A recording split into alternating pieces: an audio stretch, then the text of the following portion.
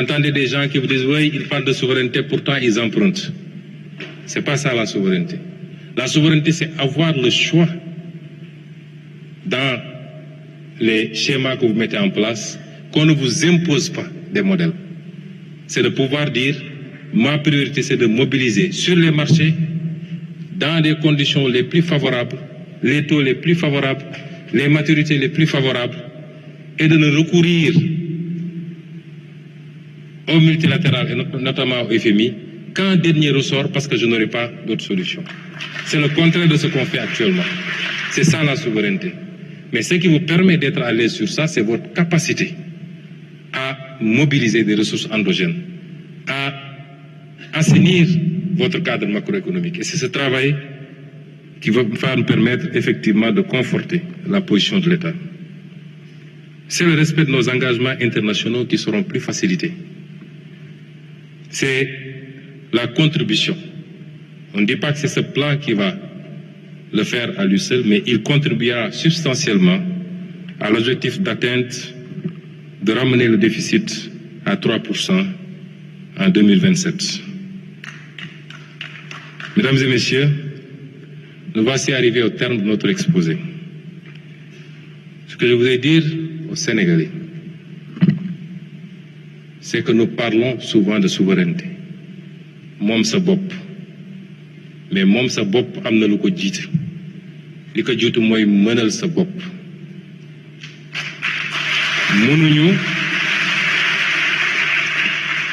Mënuñu 65 ans après les indépendances jël suñu avenir yépp wéer ko ci liy jóge bitim réew moo xam dañ ñu koy labal ci anam ñoo xam ne métti na ci ñun suñuy sëtaat di daw wala dañuy tàllal loxo di ñaan réew muy doxee noonu mooy réew moo xam ne optéwul pour le développement. man ngeen dégg ñu ne ñoom de lépp lañu bëgg a taxé bu ngeen seetee li ñu def fexe nañu ba li nga xam ne mooy lu essentiel ci dundu Sénégalais yi laaluñu ceeb laaluñu diwlin laaluñu courant laaluñu yooyu yëpp dañ leen bàyyi waaye muqi mi mën nañ cee laaj xaalis ndax du lu essentiel xoos bi mën nañ cee laaj xaalis parce que du lu essentiel ak yeneen yoo xam ne niñ ko tëggee nit ki koy def imma du ko yéeg bu koy def parce que taxe indirecte la c'est indolore wala même bu ko yéegee njëriñ bi mu koy jural moo ëpp solo ndax ki nga xam ne génne na pour am bail wala titre foncier mu war koo téye giiru dundam bu fi jógee jox ko doomam kooku jox ko sëtam loolu njëriñ gi mu koy jural moo ëpp solo li mu jotoon a génne pour am loolu kon fexe nañu ba dugal ci yërmande waaye faw effort am réew du tabaxu ci kenn ku ne di xaar moromam def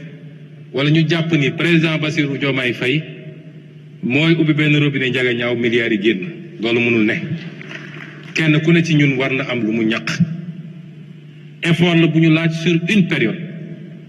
ñaari at ak genn wàll bu ñu askan wi toppee ci li ñu wax fi la Sénégal di tegu ci yoon ba faw ndax erreur yi ñu defoon démb dootul am ci Sénégal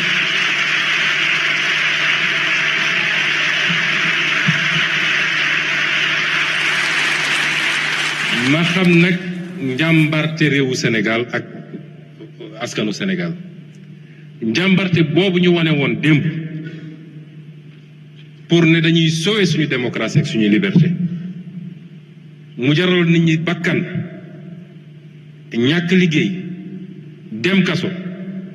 loolu page boobu tourné nañ ko njàmbarte googu tey war nañ koo jublu nag ci tabax réew mi ci koom-koomu réew mi loolu lañu laaj Sénégal yi waaye nag effort bi ñu leen di laaj donte def nañ ci yërmande bu bari ñun ñëpp d'accord nañu dafa war am lu mu ànd ak ndax li ma leen njëkk a présenté ci situation réew mi mooy li ñu làq askan wi te lenn ci loolu ñu dugal ko fu mu warutoon a dugg du benn milliard du juróomi milliard est-ce que am na fii kenn ci salle bi koo xam ne bëgg na loolu ñu mel ni musul am daat koy suul mu jeex est-ce que am na kenn ci askan wi en tout cas gëm naa ni boo jëlee téeméer ci askan wi juróom-ñeent fukk yi la ñu bëgg mooy non seulement ñu leeral ko mais ku ci laale la yow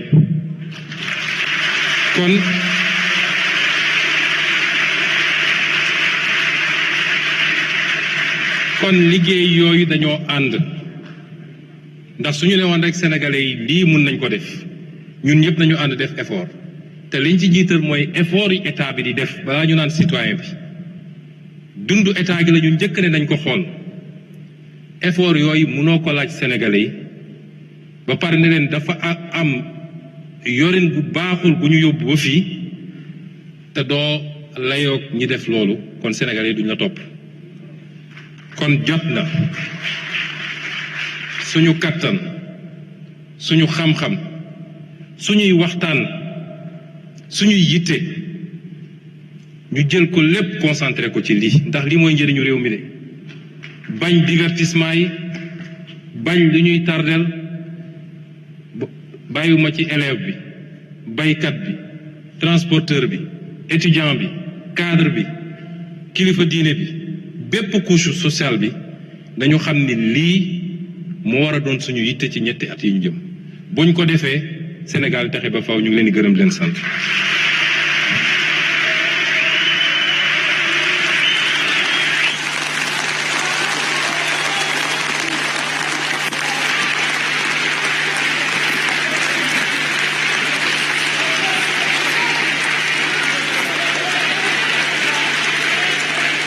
Merci. Merci beaucoup. Merci beaucoup, Monsieur le Premier ministre, pour cette présentation détaillée du plan de redressement économique et social. Ce standing ovation indique sans doute que le plan a été bien suivi et bien apprécié. Donc nous allons remercier à nouveau Monsieur le Premier ministre Ousmane Sonko.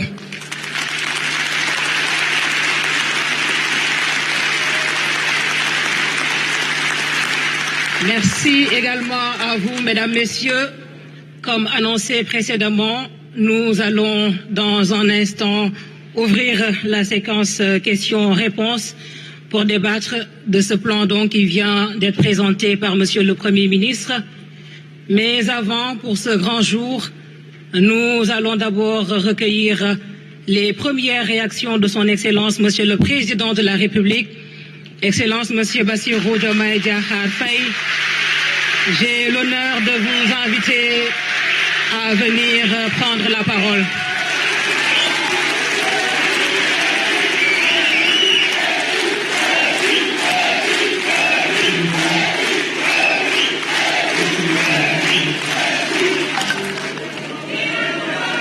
Merci beaucoup.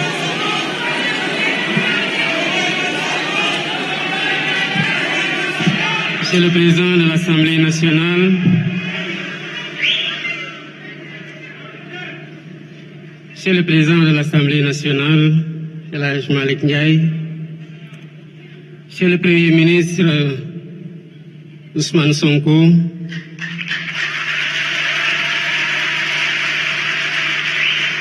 honorables députés, Monsieur le ministre d'État Alamine Loum, Mesdames, Messieurs les ministres, Madame, Messieurs les membres du corps diplomatique, chers partenaires techniques et financiers, distingués invités, en vos rangs, titres et qualités. Je voudrais commencer mon intervention par des félicitations. Des félicitations nourries à l'endroit de Monsieur le Premier ministre.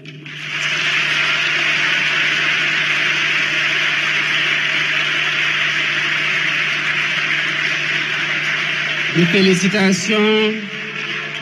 à l'ensemble des membres du gouvernement.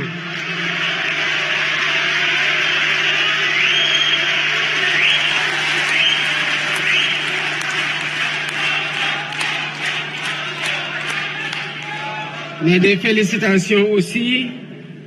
à tous les collaborateurs de l'équipe gouvernementale et du président de la République qui ont contribué à l'élaboration de ce plan de redressement dont vous avez chacune et chacun l'opportunité d'en apprécier la pertinence et le réaliser. Voilà bientôt un peu plus de 15 mois que vous nous avez fait confiance. À notre arrivée, nous avons fait la situation